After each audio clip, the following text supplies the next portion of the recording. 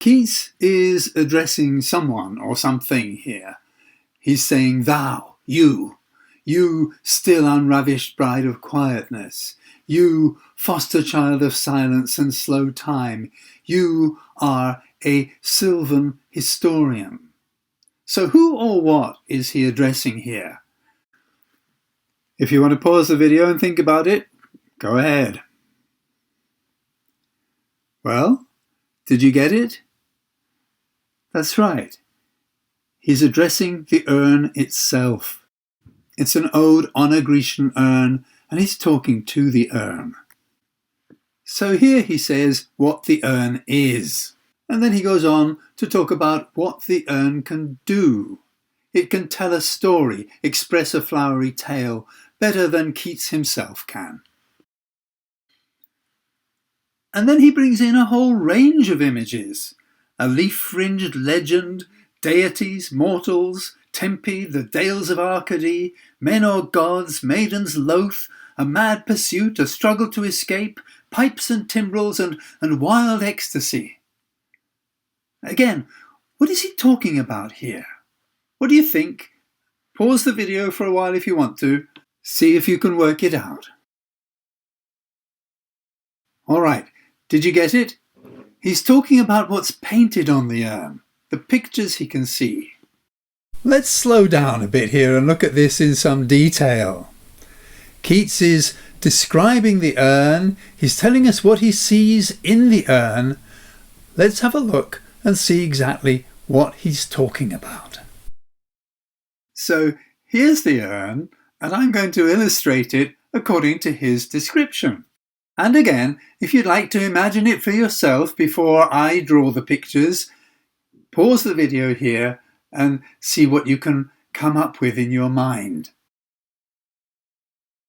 All right, here goes.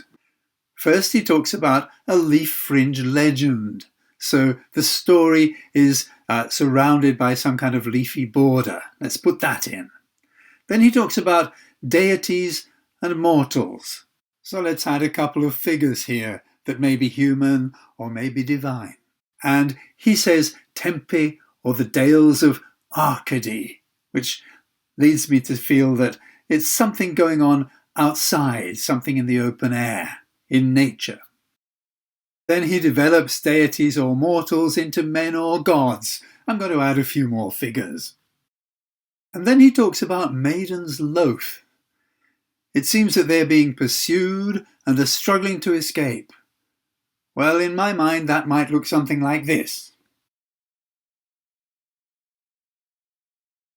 Then he introduces pipes and timbrels, musical instruments, which make me feel that perhaps what we're looking at here is some kind of party, a festival. Something like that is what I imagine Keats is looking at and describing to us in this first stanza of the poem. Did you picture it to yourself something like that in your mind's eye? Do you feel that you have a grasp on what Keats is describing in this opening stanza of the poem? I hope so.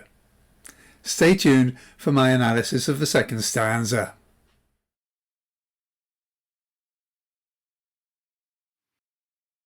Heard melodies are sweet, but those unheard are sweeter. The melodies the poet can only imagine are sweeter than those that he can actually hear. This recalls the first stanza, where the sylvan historian, that is the urn, can express a flowery tale more sweetly than the poet can. And the fact that those melodies are unheard picks up on the quietness, the silence that he talks about in the first stanza. And of course that all makes sense because he can only see the picture on the urn. He can't hear the music, he can only imagine it.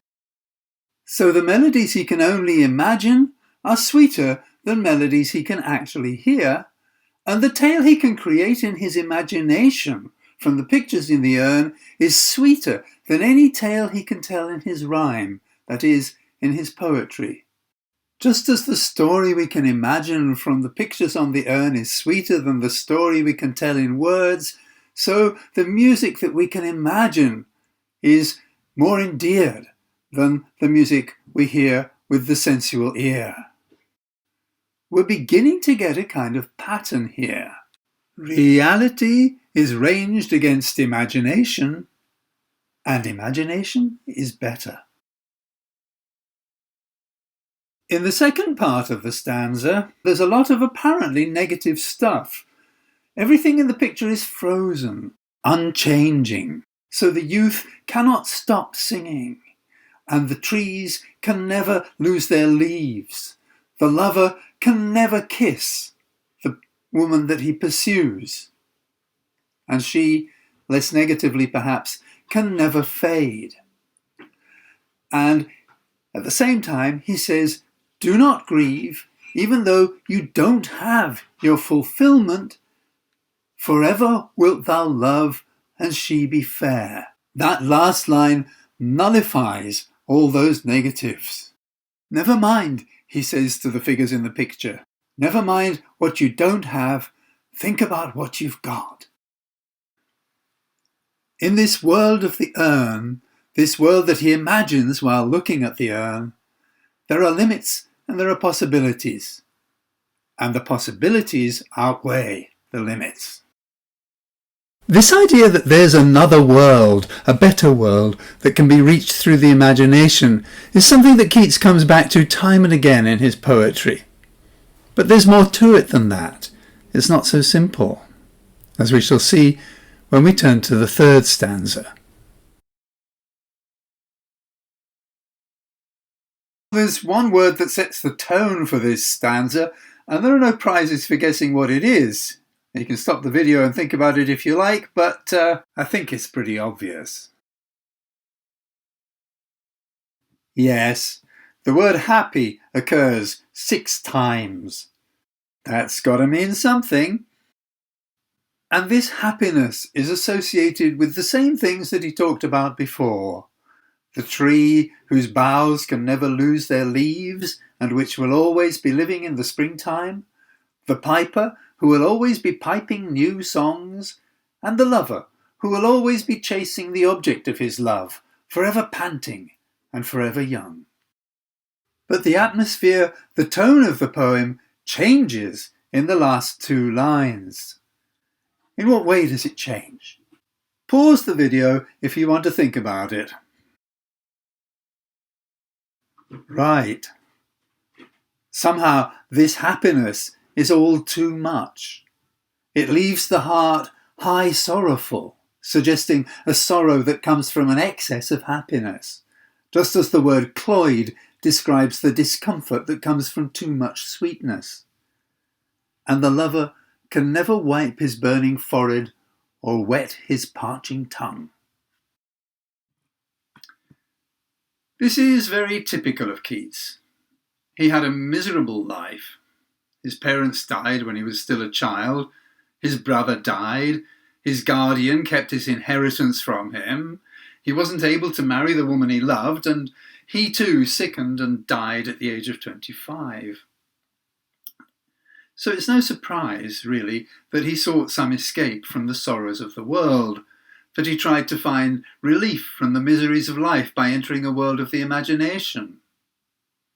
What makes him so remarkable, though, the reason we still read his poetry today, is that instead of just escaping to some imaginary world of happiness, he realizes that even that world has its suffering, its pain, that in the end there can be no happiness, no joy, without sadness and grief.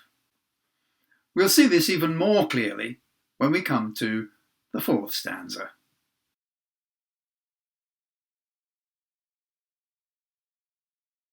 In this stanza, the poet introduces quite a few new elements. For example, we've got a mysterious priest. We've got a heifer, a cow, lowing at the skies, and with garlands of flowers about her flanks. And there are people coming to a sacrifice. There's an altar. How does this fit with the picture of the urn that we've built up so far? Yes, pause the video if you want to think about it. It's still the same urn, but now Keats is looking at it from a different angle. perhaps from the other side of the urn.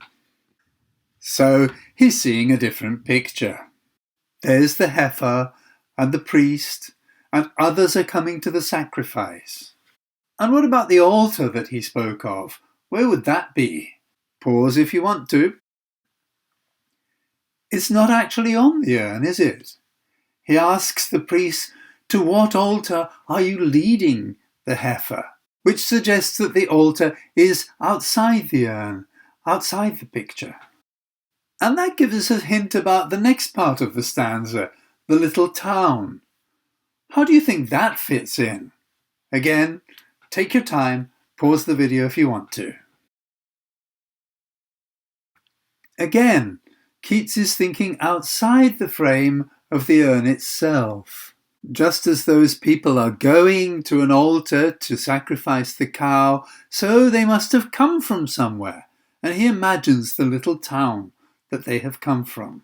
Is it by a river, or by the sea, or in the mountains? He doesn't know. But what he does know is that, like everything in the world of the urn, it can never change, and it's not a source of happiness. The town is desolate, deserted, and miserable, echoing the word sorrowful used at the end of the previous stanza.